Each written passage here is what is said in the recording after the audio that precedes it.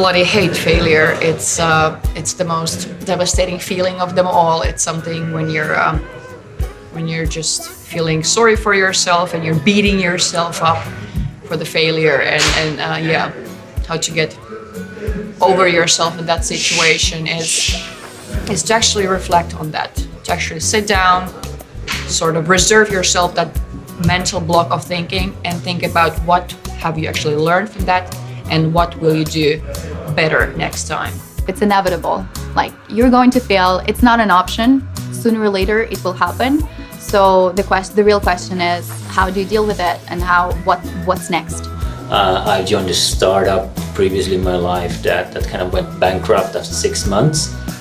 Then again, I never saw it as a failure. I thought it was more kind of, this is great because I got to learn how not to do things.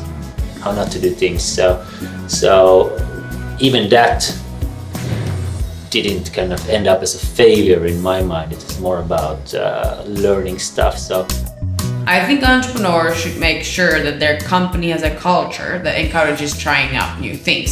So saying that in other words, that having a company culture that does not punish you for trying out your own way of doing things and making like a mistake along the way. You cope with failure by doing failure.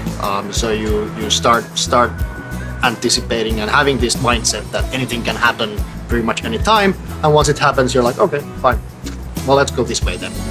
I don't think there's any way for you to just learn about, hey, okay, this is how you fail, this is how you handle failure, these are the emotions that you're going to experience when you royally screw something up and you fail.